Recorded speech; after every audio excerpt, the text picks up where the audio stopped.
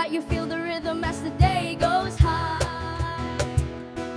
Golden morning softly shining on the hills and trees. It was one of those mornings when the sun rose quietly over the rice fields, touching everything in gold. The air smelled of wet earth and mango trees.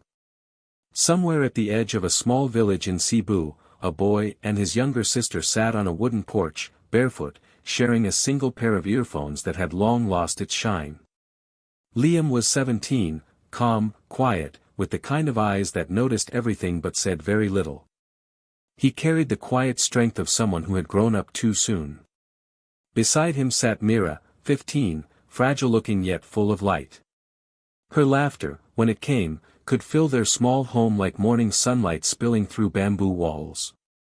They didn't have much. Their house leaned slightly to one side, and the old radio sometimes caught more static than songs. But when Mira sang, even the static seemed to fade away. Her voice wasn't just beautiful, it was pure.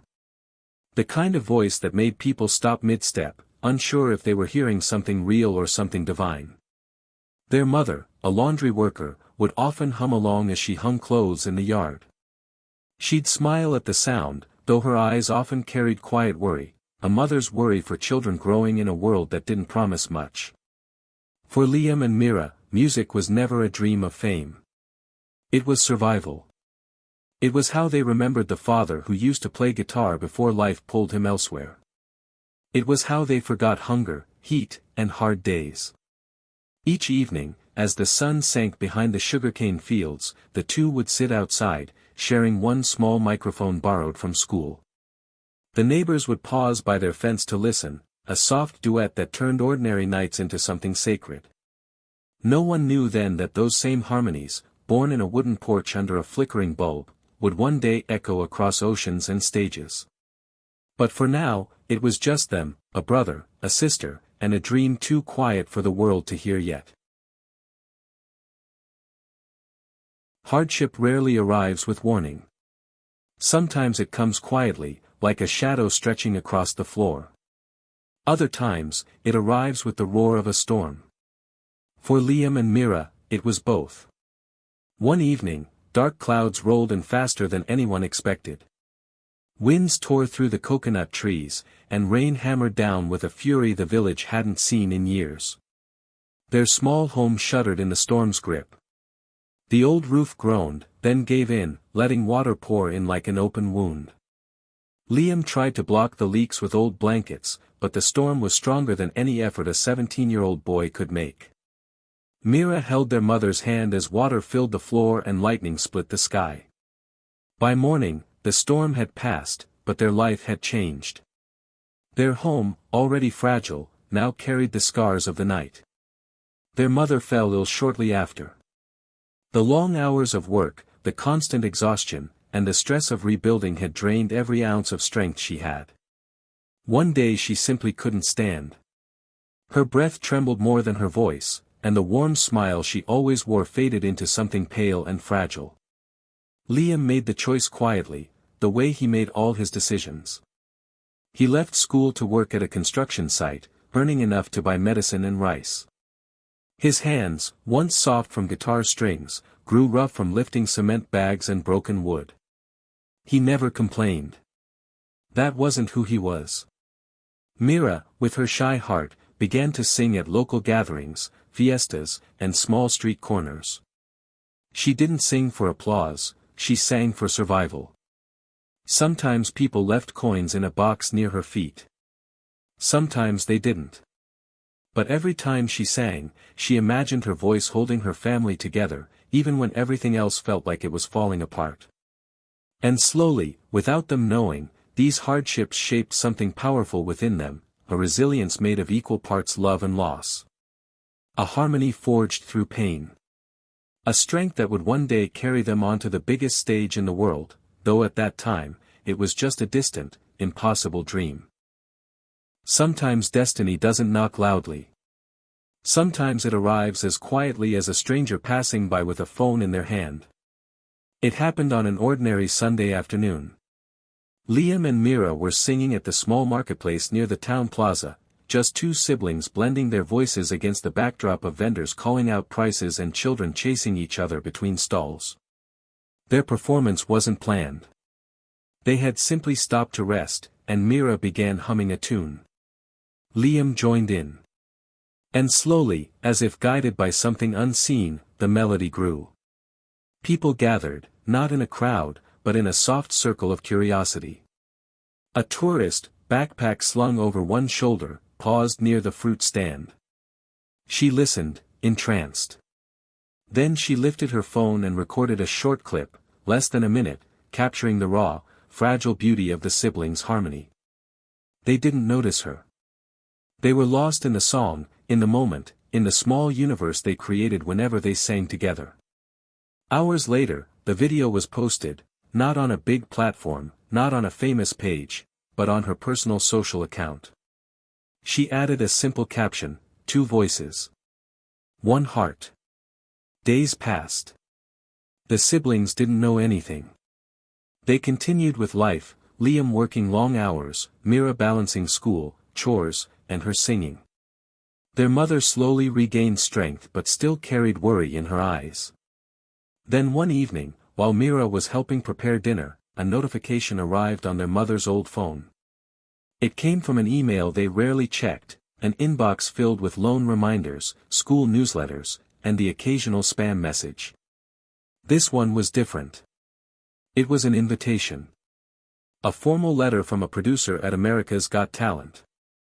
Someone had seen the video. Someone had shared it.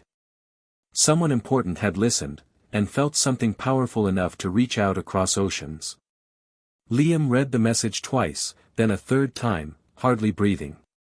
Mira stood frozen, her hands trembling above the bowl of washed rice. Their mother held her chest as if the weight of the moment was too much to contain. Hope, fragile but bright, entered their home like a long-awaited sunrise. From that night on, everything changed. But in the simplest ways, packing borrowed clothes, practicing in neighbors' yards, receiving donations from people who believed in them more than they believed in themselves. The path ahead was uncertain, but for the first time, it felt like the world was opening a door just for them. The doors of the AGT auditorium opened like the entrance to another world. Bright lights washed over the long hallway, and a deep, distant hum filled the air, the kind of sound thousands of people make when they gather with anticipation. Liam and Mira stood at the edge of it all, clutching hands, trying to steady their breaths. They had traveled across oceans, but nothing prepared them for this moment. The stage felt impossibly large, glowing under beams of white and blue. The crowd stretched far into the darkness, a sea of faces, each one waiting for something unforgettable. The siblings felt small, 2 fragile souls standing in a place meant for giants. Backstage, their hearts pounded. Liam tried to hide his trembling hands behind his back. Mira pressed a palm over her chest, feeling her heartbeat flutter like a trapped bird. For a moment, the world felt overwhelming, too loud, too bright, too much. But then, as they always did, they found each other's eyes. One look was enough. They had survived storms far greater than fear. When their names were called, the siblings stepped forward. The stage lights embraced them first, warm, blinding, almost weightless. The judges' table glowed under the spotlights. Simon leaned forward, expression unreadable. The crowd waited in complete stillness. Then the music began, soft, delicate, a single note that felt like dawn breaking after a long night. Liam inhaled deeply, and Mira lifted her chin. Their voices rose together, blending as if shaped by the same breath, the same heartbeat. The first harmony sent a ripple through the room. People leaned in. Some placed their hands over their mouths.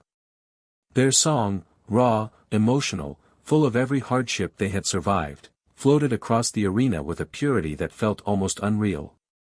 As the melody climbed, Myra's voice cracked, not from weakness, but from the weight of memory. The audience knew. They felt it. A wave of emotion rolled through the hall. Simon's expression softened. His eyes glimmered with a rare mixture of wonder and disbelief. The world moved quickly after the golden buzzer, faster than Liam and Mira could understand. One moment, they were standing on a stage covered in gold confetti, trembling with disbelief, and the next, they were being guided backstage through a blur of cameras, lights, and voices calling their names. But the real miracle wasn't happening inside the studio. It was happening everywhere else. Within an hour, their performance was uploaded. Within 2 hours, it began to spread. Within a day, it was impossible to escape. The video crossed continents before the siblings even finished dinner that night. People shared it accompanied by words like hope, healing, and the purest duet in AGT history. Reactions poured in, tears, goosebumps, miracles, memories. Filipinos abroad shared it with pride unmatched, writing messages about home, family, and the power of their roots. Clips of Liam and Mira singing together spread across TikTok, Instagram, Facebook, and news pages. Celebrities reposted it. Choirs reacted to it. Music teachers explained why their harmony felt like a heartbeat. Parents played it for their children. Nurses played it in hospital wards. Soldiers watched it during breaks. Thousands wrote about how the performance reminded them of the people they loved, the sacrifices they made, and the dreams they had buried long ago. And across the ocean, in their small Philippine village, their mother watched all of this unfold on an aging phone screen. She sat in the same wooden home that had once leaked during storms, surrounded by neighbors who clapped and wiped their eyes. Every new notification made her cover her mouth in disbelief. Her children, her quiet, humble children, were touching the world in ways she had never imagined. Liam and Mira returned home weeks later. They weren't treated like celebrities, they were welcomed like family. People embraced them with gratitude, not admiration. They had become symbols of hope, proof that even those born into hardship could rise high enough to be seen by the whole world. Their lives didn't become perfect overnight. Fame wasn't their goal. But something had changed, something unbreakable. Their story had become a reminder carved in the hearts of millions. It doesn't matter where you come from. What matters is how brightly your voice chooses to rise.